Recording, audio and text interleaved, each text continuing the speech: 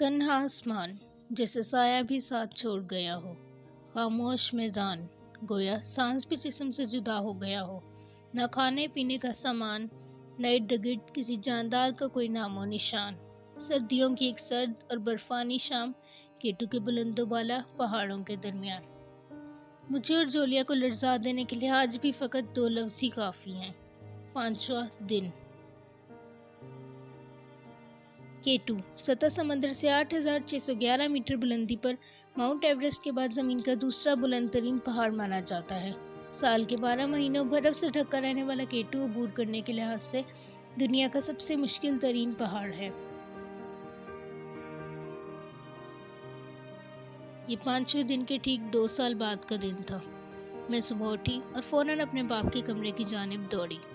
Daddy رب سے دعا کر رہے تھے اور روتے ہوئے کچھ بڑبڑا رہے تھے۔ میں کمرے کے اندر داخل ہوئی تو جانا کہ ڈیڈی میرے 5ویں دن میں بچ جانے سے رب کا شکر ادا کر رہے تھے۔ میں یہ سنتے ہی دوڑی اور ڈیڈی کے سینے سے لپٹ گئی۔ ان کی آنکھیں آنسوؤں سے نم تھیں، مگر مجھے دیکھ کر ایک دم مسکرا دیے۔ میں نے جانتے ہوئے بھی ڈیڈی سے ان آنسوؤں کی وجہ پوچھی۔ اس سے پہلے کہ ان کی زبان سے کچھ بھی ادا ہوتا، میری کزن چلاتی ہوئی گھر میں داخل ہوئی۔ وہ میری ہم عمر اور بہت جوشیلی لڑکی تھی۔ اس کو ہمیشہ سے ہی اس واقعے کو جاننے کا بہت شوق تھا، مگر ہم میں اب تک اس کو بتانے کا حوصلہ نہ ہوا تھا۔ شاید آج اس واقعے کو دہرانے کا دن تھا۔ پہلا دن۔ دروازے پر دھیمی سی دستک ہوئی۔ میں دروازے پر پہنچی تو ڈیڈی دروازے پر کھڑے کچھ پڑھ رہے تھے۔ یہ ایجنٹ کی جانب سے بھیجی گئی ڈاک تھی۔ پڑھتے وقت ڈیڈی کے چہرے پر بیک وقت خوشی اور فکر دونوں تاثرات تھے۔ میں ان کے قریب پہنچی۔ یہ کیٹو پر جانے کا اجازت نامہ تھا۔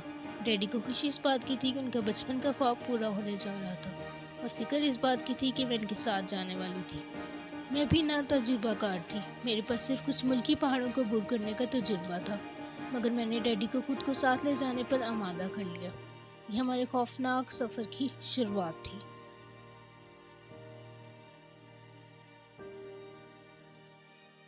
دوسرا دن۔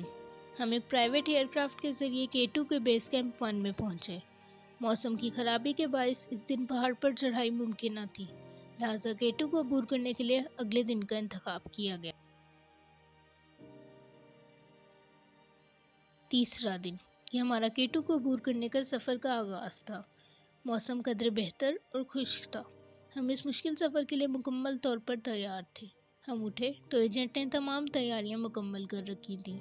ڈیڈی نے ایجنٹ سے ہاتھ ملایا۔ ابتدا میں سفر آسان تھا۔ چوتھا دن۔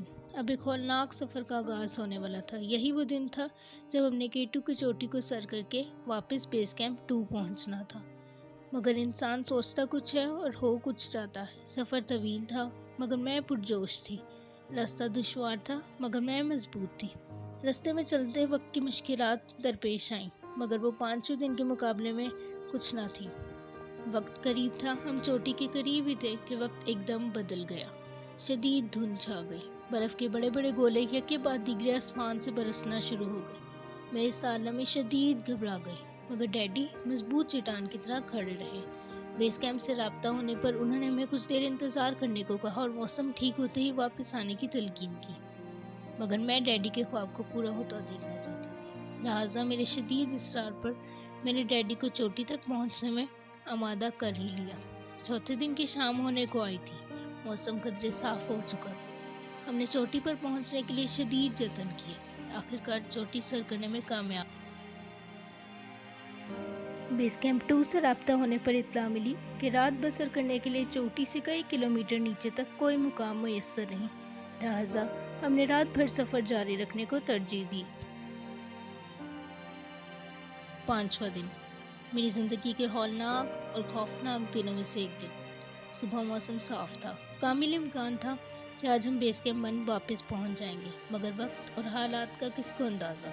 ہم واپسی کے سفر پر گامزن تھے۔ موسم نے ایک بار پھر سے کروٹ لی۔ برف کا ایک پہاڑ نما ٹکڑا ہمارے راستے میں ہموار ہوا۔ برفانی طوفان، تیز ٹھنڈی ہوائیں میرے اوزان قطع کرنے کے لیے کافی تھی۔ یہ کوئی عام طوفان نہیں تھا، یہ ہم دونوں کے لیے اس طرح تھا گویا چونٹی کو دریا میں پھینک دیا۔ اس خوف کے عالم میں میں نے ڈیڈی کی جانب دیکھا۔ مضبوط عمارت کی طرح کھڑے مجھے دیکھ کر مسکرا دیا اور میرے سر پر تھپکی دی۔ بیس کیمپ سے آخری بار رابطہ ہوا، صرف اتنی سی آواز سنائی دی، stay there, danger ahead, stay there, over whole night, storm, storm. اس کے بعد کیمپ سے رابطہ کرنے کی بہت کوشش کی مگر ناکام ہی رہے۔ شدید طوفان میں سر چھپانے کی جگہ تلاش کرنا شروع کی۔